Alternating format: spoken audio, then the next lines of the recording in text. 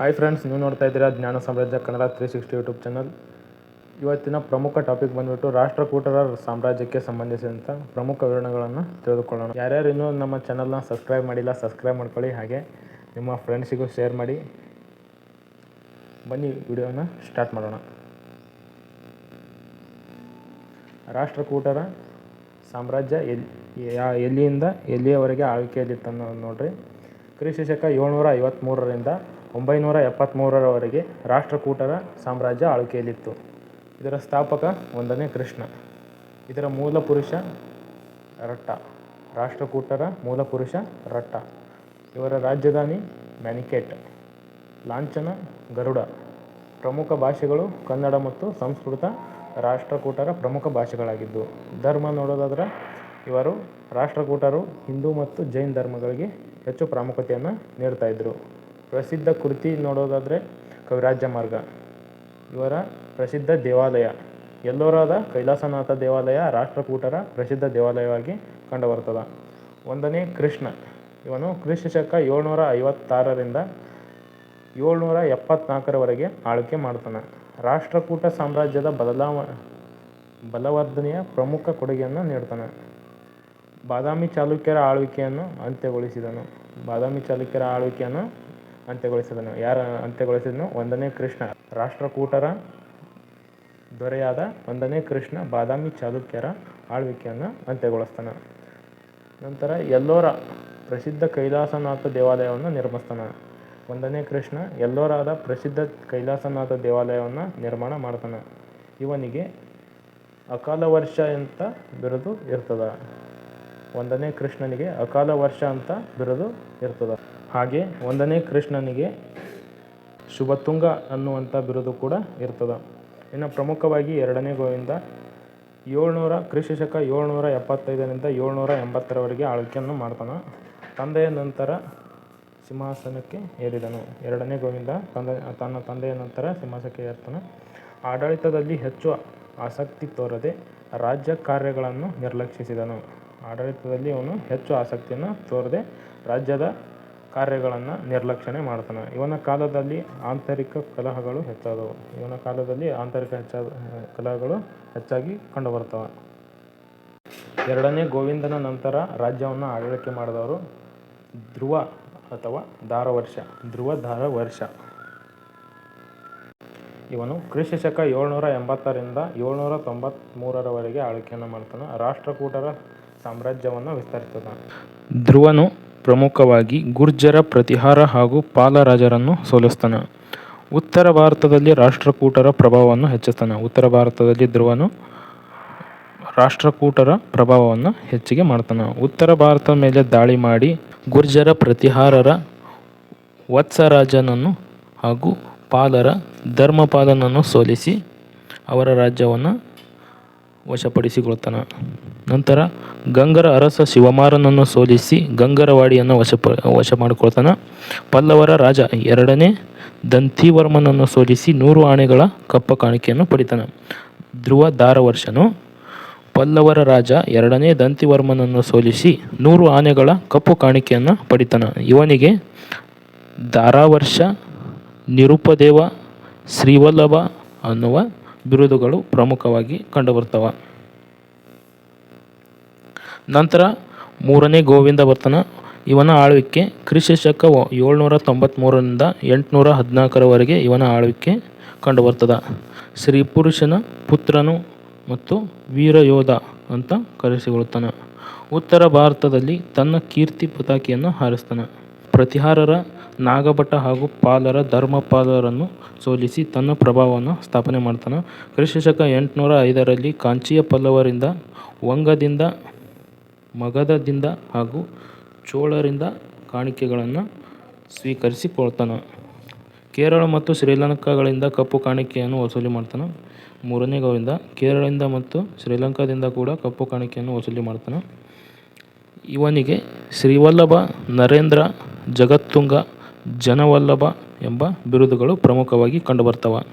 ನಂತರ ಬರ್ತಾನೆ ಅಮೋಘ ವರ್ಷ ನೃಪತುಂಗ. ಕ್ರಿಸ್ತಶಕ 814ರಿಂದ 880ರವರೆಗೆ ಈತನ ಆಳ್ವಿಕೆ ಕಂಡುಬರ್ತದೆ. ಈತನನ್ನು ಪ್ರಶಾಂತ ಅರಸ ಅಂತ ಕರೆಯಲಾಗ್ತದೆ. ನೋಡ್ರಿ, ಅಮೋಘ ವರ್ಷ ನೃಪತುಂಗನನ್ನು ಪ್ರಶಾಂತ ಅರಸ ಅಂತ ಕರೀತಾರೆ. 3ನೇ ಗೋವಿಂದನ ಮಗನಾದ ಇವನ ಪೂರ್ವ ಹೆಸರು ಶರ್ಮ. ಅಮೋಘ ವರ್ಷ ನೃಪತುಂಗನ ಪೂರ್ವ ಹೆಸರು ಶರ್ಮ ಅಂತ ಕಂಡುಬರ್ತದೆ. ತನ್ನ 14ನೇ ವಯಸ್ಸಿನಲ್ಲಿ ಅಧಿಕಾರಕ್ಕೆ ಬರ್ತಾನೆ. ಅಮೋಘ ವರ್ಷ ನೃಪತುಂಗನು ತನ್ನ 14ನೇ ವಯಸ್ಸಿನಲ್ಲೇ ಅಧಿಕಾರಕ್ಕೆ ಬರ್ತಾನೆ. ಈತನ ಸೇನಾಧಿಪತಿ ಬಂಕೇಶ ಇವನ ಹೆಸರಿನಲ್ಲಿ ಬಂಕಾಪುರ ಎಂಬ ನಗರವನ್ನು ನಿರ್ಮಿಸಿದನು. ಈತನ ಸೇನಾಧಿಪತಿಯ ಹೆಸರಿನಲ್ಲೇ ಬಂಕಾಪುರ ಎಂಬ ನಗರವನ್ನು ನಿರ್ಮಾಣ ಮಾಡ್ತಾನೆ. ಗಂಗರ 2ನೇ ಶಿವಮಾರನನ್ನು ಯಂಗಳ್ಳಿ ಕರಾವಳಿಯಲ್ಲಿ ಸೋಲಿಸಿದನು. ಬಂಕೇಶನ ಸಹಾಯದಿಂದ ಗಂಗರನ್ನು ಸೋಲಿಸಿ ತುಂಗಭದ್ರಾ ನದಿಯವರೆಗೆ ರಾಷ್ಟ್ರಕೂಟ ಸಾಮ್ರಾಜ್ಯವನ್ನು ವಿಸ್ತರಣೆ ಮಾಡ್ತಾನೆ. ಅಮೋಘ ವರ್ಷ ಬಂಕೇಶನ ಸಹಾಯದಿಂದ ಗಂಗರನ್ನು ಸೋಲಿಸಿ ರಾಷ್ಟ್ರಕೂಟ ಸಾಮ್ರಾಜ್ಯವನ್ನು ವಿಸ್ತರಣೆ ಮಾಡ್ತಾನೆ. ನೀಲಗಿರಿ ಶಾಸನದ ಪ್ರಕಾರ ನೃಪತುಂಗನು ಅಂಗ, ವಂಗ, ಮಗಧ ಮತ್ತು ಮಾಳ್ವ ರಾಜ್ಯಗಳಲ್ಲಿ ಗೌರವಾನ್ವಿತನಾಗಿದ್ದನು. ಕ್ರಿಸ್ತಶಕ 851ರಲ್ಲಿ ಅರಬ್ ಪ್ರವಾಸಿ ಸುಲೇಮಾನ್ ಇವನ ಆಳ್ವಿಕೆಯ ವೇಳೆ ಭಾರತಕ್ಕೆ ಭೇಟಿ ನೀಡ್ತಾನೆ. ನೋಡ್ರಿ, ಸುಲೇಮಾನ ಇವನ ಆಳ್ವಿಕೆಯಲ್ಲಿ ಭಾರತಕ್ಕೆ ಭೇಟಿ ನೀಡ್ತಾನೆ. ಸುಲೇಮಾನ್ ತನ್ನ ಗ್ರಂಥದಲ್ಲಿ ರಾಷ್ಟ್ರಕೂಟರ ಸಾಮ್ರಾಜ್ಯವನ್ನು ವಿಶ್ವದ ಪ್ರಮುಖ ಸಾಮ್ರಾಜ್ಯಗಳಲ್ಲಿ ಒಂದಾಗಿದೆ ಅಂತ ಪ್ರಶಂಸಿಸಿದ್ದಾನೆ. ಜೈನ ಧರ್ಮದ ಪ್ರಭಾವದಿಂದ ಅಮೋಘ ವರ್ಷನು ಶಾಂತಿಪ್ರಿಯ ರಾಜನಾಗಿದ್ದನು. ಇವನು ಶಾಂತಿಪ್ರಿಯ ರಾಜ ಯಾವ ಕಾರಣದಿಂದ ಆಗಿರ್ತಾನಂದ್ರೆ, ಜೈನ ಧರ್ಮದ ಪ್ರಭಾವದ ಕಾರಣವಾಗಿ ಅಮೋಘ ವರ್ಷ ನೃಪತುಂಗನು ಶಾಂತಿಪ್ರಿಯ ರಾಜನಾಗಿ ಹೊರಹೊಮ್ಮತಾನೆ. ರಾಷ್ಟ್ರಕೂಟರ ರಾಜಧಾನಿಯನ್ನು ಮಯೂರಕಂಡಿಯಿಂದ ಮ್ಯಾನಿಕೇಟ್ಗೆ ಸ್ಥಳಾಂತರ ಮಾಡ್ತಾನೆ. ಕನ್ನಡದ ಮೊದಲ ಸಾಹಿತ್ಯ ಕವಿರಾಜ ಮಾರ್ಗವನ್ನು ರಚನೆ ಮಾಡ್ತಾನೆ. ಯಾರ ಸಹಾಯದಿಂದ? ಶ್ರೀ ವಿಜಯನ ಸಹಾಯದಿಂದ ಅಮೋಘ ವರ್ಷ ನೃಪತುಂಗ ಕವಿರಾಜ ಮಾರ್ಗ ಕೃತಿಯನ್ನು ರಚನೆ ಮಾಡ್ತಾನೆ. ಪ್ರಶ್ನೋತ್ತರ ರನ್ನಮಾಲಿಕೆ ಎಂಬ ಸಂಸ್ಕೃತ ಕೃತಿಯನ್ನು ಕೂಡ ರಚನೆ ಮಾಡ್ತಾನೆ. ತನ್ನ ಆಳ್ವಿಕೆಯನ್ನು ಕೇಂದ್ರೀಕೃತ ಮಾದರಿಯಿಂದ ರಾಜ್ಯಾಡಳಿತ ವ್ಯವಸ್ಥೆಗೆ ದಾನಗಳ ಮೂಲಕ ವಿಕೇಂದ್ರೀಕರಿಸುತ್ತಾನೆ. ಇನ್ನು 2ನೇ ಕೃಷ್ಣ ಬರ್ತಾನೆ. ಇವನ ಆಳ್ವಿಕೆ ಕ್ರಿಸ್ತಶಕ 880ರಿಂದ 914ರವರೆಗೆ ಇವನ ಆಳ್ವಿಕೆ ಕಂಡುಬರ್ತದೆ. ಇವನ ಕಾಲದಲ್ಲಿ ವೆಂಗಿಯ ಚಾಲುಕ್ಯರ 3ನೇ ವಿಜಯಾದಿತ್ಯನನ್ನು ಮಣಿಸಿ ಆ ಪ್ರದೇಶವನ್ನು ತನ್ನ ಅಧೀನಕ್ಕೆ ತೆಗೆದುಕೊಳ್ತಾನೆ. 2ನೇ ಕೃಷ್ಣ ಚಾಲುಕ್ಯರ ಅರಸನಾದ 3ನೇ ವಿಜಯಾದಿತ್ಯನನ್ನು ಸೋಲಿಸಿ ಅವನ ಪ್ರದೇಶವನ್ನು ತನ್ನ ವಶಕ್ಕೆ ತೆಗೆದುಕೊಳ್ಳುತ್ತಾನೆ. ದಾಹಗಳಾದ 2ನೇ ಕೃಷ್ಣನು ಇವನಿಗೆ ಅಪಾರ ಸಹಾಯವನ್ನು ನೀಡಿದನು.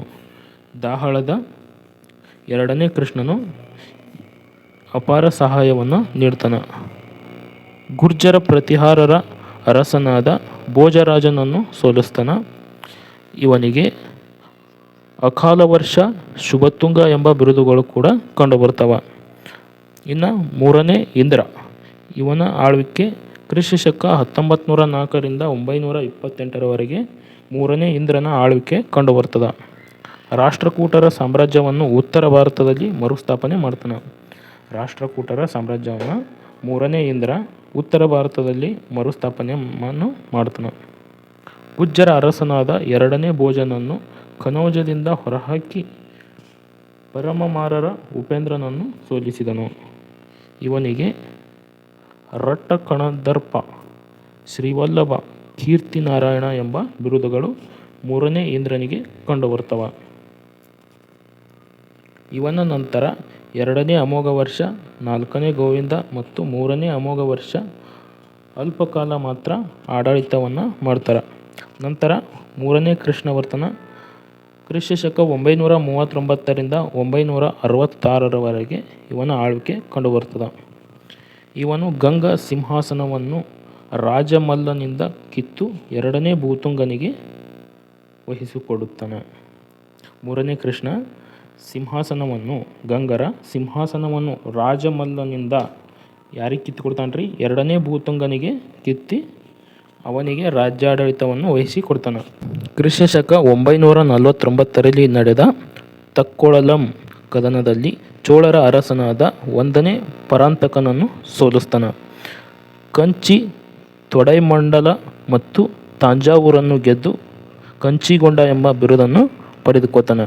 ಕಂಚಿಕೊಂಡ ಎಂಬ ಬಿರುದನ್ನು ಯಾರು ಪಡೆದುಕೊತಾರ? 3ನೇ ಕೃಷ್ಣ ಕಂಚಿಕೊಂಡ ಎಂಬ ಬಿರುದನ್ನು ಪಡೆದುಕೊಳ್ತಾನೆ. ದಕ್ಷಿಣ ಭಾರತದಲ್ಲಿ ರಾಷ್ಟ್ರಕೂಟರ ಪ್ರಭಾವವನ್ನು ಮತ್ತಷ್ಟು ವಿವರಿಸಿದನು, ಅಂದ್ರೆ ಮತ್ತಷ್ಟು ಹೆಚ್ಚು ಮಾಡ್ತಾನೆ. 3ನೇ ಕೃಷ್ಣ ದಕ್ಷಿಣ ಭಾರತದಲ್ಲಿ ರಾಷ್ಟ್ರಕೂಟರ ಪ್ರಭಾವವನ್ನು ಇನ್ನಷ್ಟು ಹೆಚ್ಚು ಮಾಡ್ತಾನೆ. ರಾಮೇಶ್ವರದವರೆಗೆ ದಾಳಿಯನ್ನು ನಡೆಸಿ ವಿಜಯವನ್ನು ಸ್ಥಾಪನೆ ಮಾಡ್ತಾನೆ. ಕೃಷ್ಣೇಶ್ವರ ಹಾಗೂ ಮಾರ್ತಾಂಡ ದೇವಾಲಯಗಳನ್ನು ನಿರ್ಮಾಣ ಮಾಡ್ತಾನೆ. ಕೃಷ್ಣೇಶ್ವರ ಹಾಗೂ ಮಾರ್ತಾಂಡ ದೇವಾಲಯಗಳನ್ನು ನಿರ್ಮಿಸ್ತಾನೆ. ತನ್ನ ವಿಜಯದ ಸಂಕೇತವಾಗಿ ವಿಜಯ ಸ್ತಂಭವನ್ನು ನೆಡ್ತಾನೆ. ಗುಜರಾತಿನ ಮೇಲೆ ದಾಳಿ ಮಾಡಿ ಅದರ ರಾಜಧಾನಿ ರಾಜಸಿಂಹನನ್ನು ಆಕ್ರಮಿಸಿದರು. ಗುಜರಾತಿನ ಮೇಲೆ ದಾಳಿ ಮಾಡಿ ಅದರ ರಾಜನಾದ ಜಯಸಿಂಹನನ್ನು ಸೋಲಿಸ್ತಾರೆ. ಉಜ್ಜಯಿನಿಯ ಮೇಲೆ ದಾಳಿ ಮಾಡಿ ಕನ್ನಡದ ರಾಜನ ಮೇಲಿನ ರಾಷ್ಟ್ರಕೂಟರ ಆಳ್ವಿಕೆಯನ್ನು ಸ್ಥಾಪಿಸುತ್ತಾರೆ. ಇವನ ಆಳ್ವಿಕೆಯಲ್ಲಿ ಉಜ್ಜಯಿನಿ, ಕನೌಜ್ ಹಾಗೂ ಇತರ ಖ್ಯಾತ ನಗರಗಳು ಪ್ರಸಿದ್ಧವಾಗಿದ್ದವು. ಈ ಮಹಾರಾಜನ ಕೊನೆಯ ಅರಸ 2ನೇ ಕರ್ಕ. ಈ ರಾಜಮನೆತನದ ಕೊನೆಯ ಅರಸ 2ನೇ ಕರ್ಕ. ಇವರ ಆಡಳಿತದ ಬಗ್ಗೆ ನೋಡೋದಾದ್ರೆ ರಾಜ್ಯವನ್ನು 4 ವಿಭಾಗಗಳಾಗಿ ವಿಂಗಡಣೆಯನ್ನು ಮಾಡ್ತಾರೆ. ವಿಷಯದ ಮುಖ್ಯಸ್ಥನನ್ನು ವಿಷಯಪತಿ, ನಾಡದ ಮುಖ್ಯಸ್ಥನನ್ನು ನಾಡಗೌಂಡ ಮತ್ತು ಗ್ರಾಮದನ್ನು ಗಾವುಂಡ ಅಂತ ಕರೀತಾರೆ. ಬೂದಾಯ ರಾಜ್ಯದ ಪ್ರಮುಖ ಆದಾಯವಾಗಿತ್ತು. ಮುಖ್ಯ ನ್ಯಾಯಾಧೀಶ ದಕ್ಷಪತಿ. ಈ ರಾಜ್ಯದ ಮುಖ್ಯ ನ್ಯಾಯಾಧೀಶ ದಕ್ಷಪತಿ. ಉಗ್ರಾರಗಂ ಮತ್ತು ಉಪರಿಕರ ಎಂಬ ತೆರಿಗೆಗಳು ಕಂಡುಬರುತ್ತವೆ. ಆಡಳಿತದಲ್ಲಿ ಮಹಾಸಂಧಿ ವಿಗ್ರಹ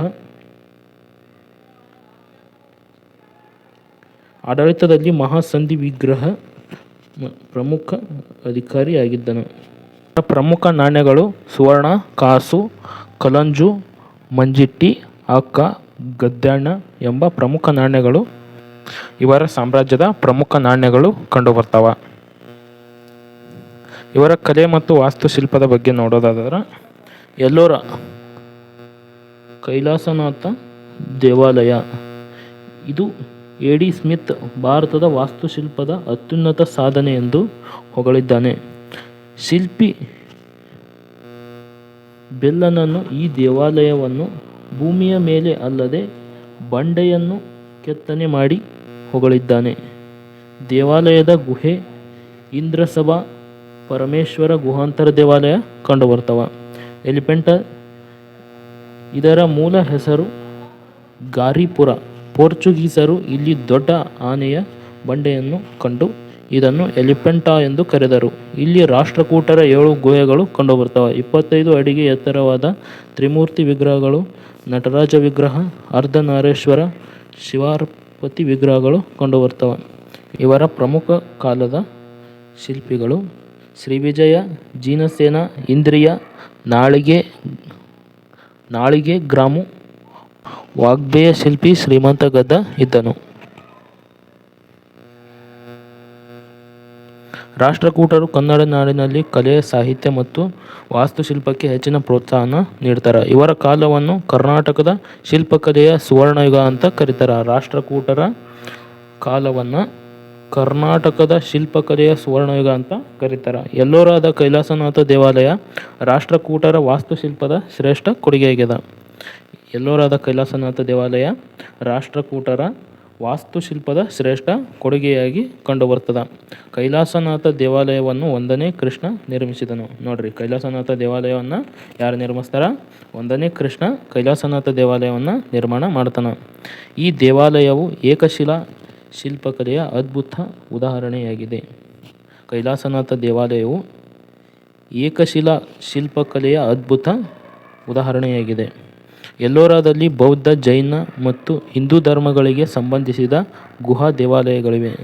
ಗುಹಾಂತರ ದೇವಾಲಯಗಳು ಕಂಡುಬರ್ತವೆ. ಬೌದ್ಧ, ಜೈನ ಮತ್ತು ಹಿಂದೂ ಧರ್ಮಗಳಿಗೆ ಸಂಬಂಧಿಸಿದ ಎಲ್ಲೋರಾದಲ್ಲಿ ಗುಹಾಂತರ ದೇವಾಲಯಗಳು ಕಂಡುಬರ್ತವೆ. ಎಲಿಫೆಂಟಾ ಗುಹಾಲಯಗಳು ಶಿವನ ವಿವಿಧ ರೂಪಗಳ ಶಿಲ್ಪಕಲೆಗಳಿಗೆ ಪ್ರಸಿದ್ಧ ಪಡೆದವ. ಎಲಿಫೆಂಟಾದ ತ್ರಿಮೂರ್ತಿ ಶಿಲ್ಪ ಭಾರತೀಯ ಶಿಲ್ಪಕಲೆಯ ಅತ್ಯುತ್ತಮ ಕೃತಿಗಳಲ್ಲಿ ಒಂದಾಗಿದೆ. ರಾಷ್ಟ್ರಕೂಟರ ಕಾಲದಲ್ಲಿ ದೇವಾಲಯ ನಿರ್ಮಾಣದಲ್ಲಿ ದ್ರಾವಿಡ ಶೈಲಿ ಹೆಚ್ಚು ಬಳಕೆಯಾಗಿತ್ತು. ನೋಡ್ರಿ, ರಾಷ್ಟ್ರಕೂಟರ ಕಾಲದಾಗ ದೇವಾಲಯಗಳ ನಿರ್ಮಾಣದ ಸಮಯದಲ್ಲಿ ದ್ರಾವಿಡ ಶೈಲಿ ಹೆಚ್ಚು ಬಳಕೆಯಾಗಿ ಕಂಡುಬರ್ತದೆ. ಶಿಲ್ಪಕಲೆ, ಚಿತ್ರಕಲೆ ಮತ್ತು ದೇವಾಲಯ ವಾಸ್ತುಶಿಲ್ಪ ರಾಷ್ಟ್ರಕೂಟರ ಆಶ್ರಯದಲ್ಲಿ ಅಭಿವೃದ್ಧಿ ಹೊಂದಿದ್ದವು. ನೋಡಿದ್ರಲ್ಲ ಸ್ನೇಹಿತರೆ, ಇದೇ ರೀತಿ ನಾವು ಎಲ್ಲ ಸಾಮ್ರಾಜ್ಯಗಳಿಗೆ ಸಂಬಂಧಪಟ್ಟ ಹಾಗೆ PC ಎಕ್ಸಾಮ್ಗೆ ಹಾಗೂ ಎಲ್ಲ ಸೆಂಟ್ರಲ್ ಗೌರ್ಮೆಂಟ್ ಮತ್ತು ಸ್ಟೇಟ್ ಗೌರ್ಮೆಂಟ್ಗೆ ಸಂಬಂಧಪಟ್ಟ ಹಾಗೆ ಎಲ್ಲ ಕ್ಲಾಸ್ಗಳನ್ನು ನಾವು ಮಾಡುತ್ತೇವೆ. ಇನ್ನೂವರೆಗೂ ನಮ್ಮ ಚಾನಲನ್ನು ಯಾರೂ ಸಬ್ಸ್ಕ್ರೈಬ್ ಮಾಡಿಲ್ಲ, ಸಬ್ಸ್ಕ್ರೈಬ್ ಮಾಡಿ, ಹಾಗೆ ನಿಮ್ಮ ಫ್ರೆಂಡ್ಸಿಗೂ ಶೇರ್ ಮಾಡಿ. ಹಾಗೆ ಈ ವಿಡಿಯೋ ಇಷ್ಟ ಆದರೆ ಲೈಕ್ ಮಾಡಿ ಅಂತ ಹೇಳ್ತಾ, ನಮ್ಮ ಯೂಟ್ಯೂಬ್ ಚಾನಲ್ ಡಿಸ್ಕ್ರಿಪ್ಷನ್ನಲ್ಲಿ ವಾಟ್ಸಪ್ ಗ್ರೂಪ್ ಮತ್ತು ಟೆಲಿಗ್ರಾಮ್ ಗ್ರೂಪ್ಗಳ ಲಿಂಕನ್ನು ನೀಡಿದ್ದೇವೆ. ನಮ್ಮ ಗ್ರೂಪ್ಗಳಿಗೆ ಜಾಯ್ನ್ ಆಗಿ.